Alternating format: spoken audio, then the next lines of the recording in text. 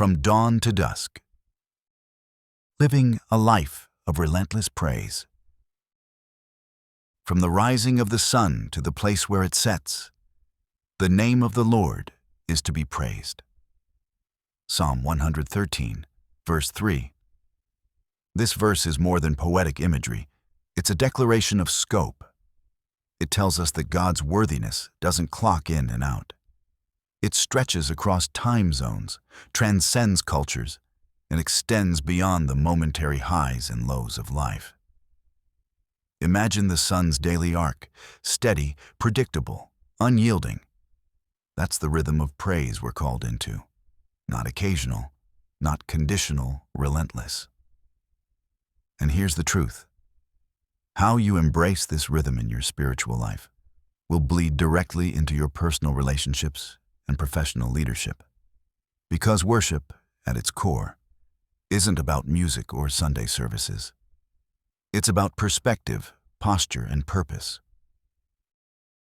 Worship as perspective, seeing the bigger picture.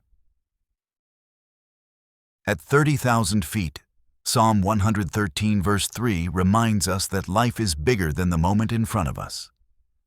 Historically, this psalm was sung by communities remembering deliverance from Egypt, a reminder that God's greatness is not a private treasure, but a global reality. The sun rising in the east and setting in the west is a metaphor for totality. Nothing is excluded, no time of day, no corner of the earth, no part of your life. In business, perspective works the same way. Leaders who succeed are those who zoom out, who see beyond the daily grind and connect today's work to a larger mission. They're not ruled by the temporary fire drill, but anchored in a horizon-wide vision. Here's the challenge. Where are you shrinking God or your own mission down to a small box?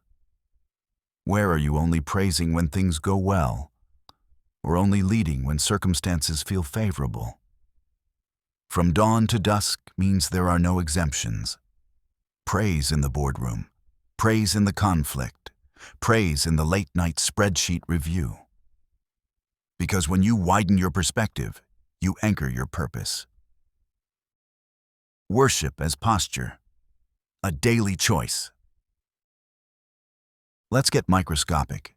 The Hebrew word for praised here is written in a tense that implies continuity. This isn't about one-time applause, it's about ongoing rhythm. Like breathing, praise isn't a reaction to circumstances, it's a posture you carry. Think about your mornings. Do you begin with gratitude, setting the tone for the hours ahead?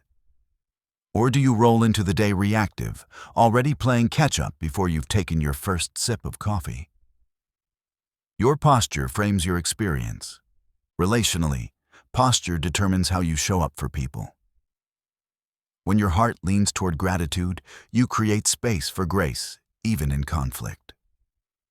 Professionally, posture is everything.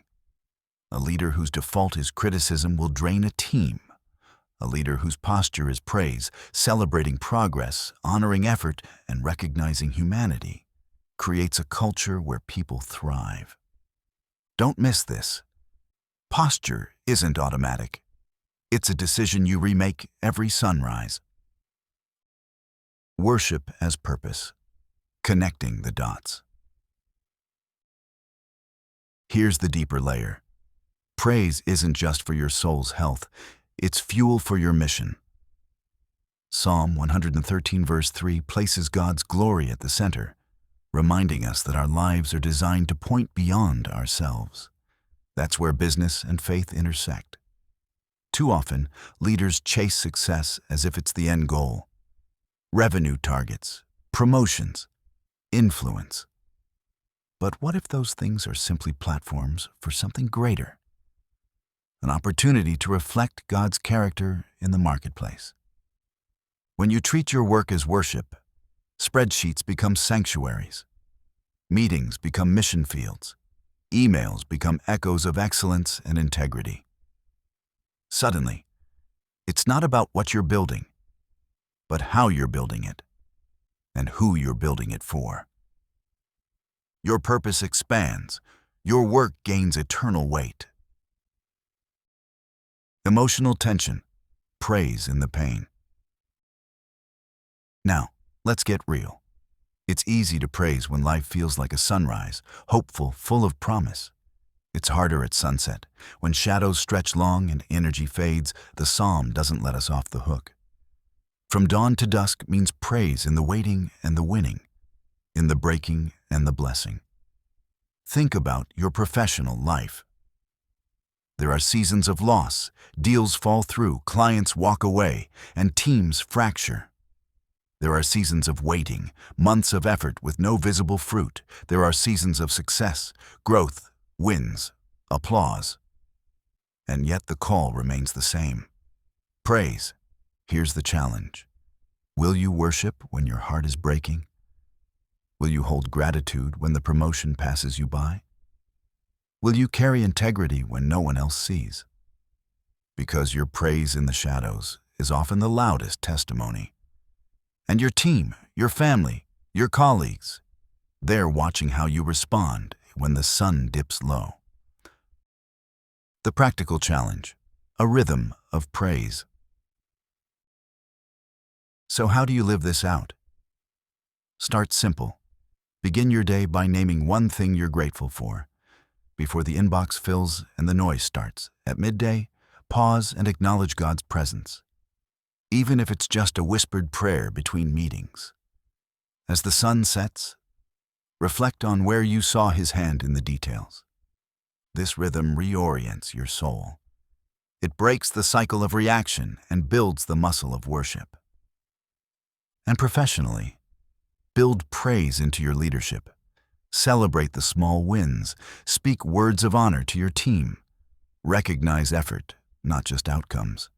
Make gratitude the culture you carry from dawn to dusk. Because worship isn't just a song. It's the way you lead, love, and live. Final word. The echo that lasts. Here's what I want you to walk away with. Psalm 113. Verse 3 isn't just an ancient lyric. It's a blueprint for how to live and lead. Spiritually, it calls you to anchor your day in relentless praise relationally.